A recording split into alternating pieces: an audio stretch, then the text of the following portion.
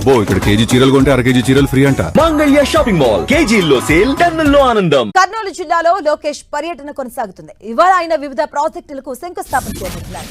5,350 కోట్లతో టాటా పవర్ ఆధ్వర్యంలో 800 మెగావాట్ల క్లీన్ ఎనర్జీ ప్రాజెక్ట్ చేపట్టారు. దీనికి నారా లోకేష్ భూమి పూజ చేయబోతున్నారు. పత్తికొండలో 2,250 కోట్లతో 400 మెగావాట్ల సోలార్ పవర్ ప్రాజెక్ట్ చేపట్టబోతున్నారు. అనంతపురం జిల్లా కనికేకల్లిలో మరో 3,500 కోట్లతో 400 మెగావాట్ల విండ్ పవర్ ప్రాజెక్టుకు శ్రీకారం చుట్టబోతున్నారు. ఈ రోజు పెద్ద ఎత్తున పరిశ్రమలు తీసుకొస్తున్నాం, ఒప్పందాలు కుదుర్చుకున్నాం, భూమి పూజలు కూడా చేశాం. ఈరోజు ఒక రిలయన్స్ ఇండస్ట్రీస్ కానివ్వండి, రేపే టాటా సోలార్ ప్లాంట్ కానివ్వండి, ఒక డ్రోన్ సిటీ, ఒక ఫార్మా సిటీ, ఇట్లా అనేక పరిశ్రమలు మన కర్నూలు జిల్లాకి తీసుకొస్తాం జరిగింది. ఇవన్నీ మీకు ఎందుకు చెప్తున్నానంటే యువగలం పాదయాత్రలో ఇచ్చిన హామీలు నేను మరవలేదు, ఇప్పటికీ నాకు గుర్తుంది. ఎందుకంటే ఎప్పుడన్నా కొంచెం అలసిపోయానని ఫీలింగ్ వస్తే యువగలం పుస్తకం తిరిగేస్తా.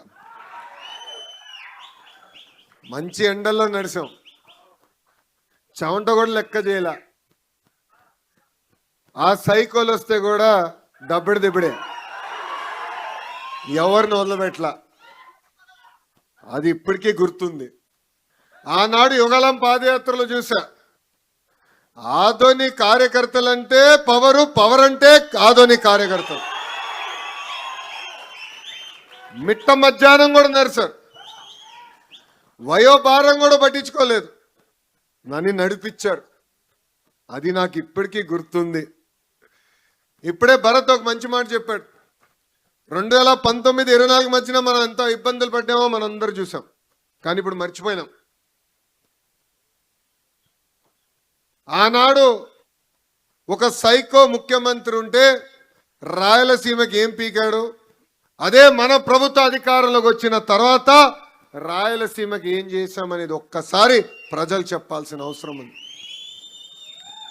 ఆ సైకో హయాంలో సీమలో గొడ్డలి గుర్తుందా, మర్చిపోయారా? గొడ్డలి సొంత బాబాయినే వాళ్ళు లేపేసి ఆ నెపం మన పైన వేశారు. ఆనాడు మనం సరిగా చెప్పుకోలే, ఎన్నికల్లో ఓడిపోయినాం. గులకరాయ కోడికెత్త చాలా డ్రామాలు ఉన్నాయి రా భయ్. ఒకడు ఇట్లా అంటున్నారు, ఇంకోటి ఇట్లా అంటున్నాడు, రెండు చేశారు. కానీ అదే మన అధికారంలో ఉన్నప్పుడు మన హయాంలో జొన్నగిరి గోల్డ్ పరిశ్రమ తీసుకొచ్చాం. వాళ్ళ హయాంలో బ్రహ్మణి స్టీల్స్ కుంభకోణం జరిగితే మన హయాంలో కడప స్టీల్ ప్లాంట్లు వేగంగా పరిగెత్తిస్తున్నాం. వాళ్ళ హయాంలో ఏకంగా రక్తం పారితే మన హయాంలో మిషన్ రాయలసీమ పేరుతో హార్టికల్చర్ని పెద్ద ఎత్తున ప్రోత్సహిస్తున్నాం. వాళ్ళ హయాంలో ఫ్యాక్షన్ దాడులు మన పైన చేస్తే మన హయాంలో ఈరోజు ఫ్యాక్టరీలు రాయల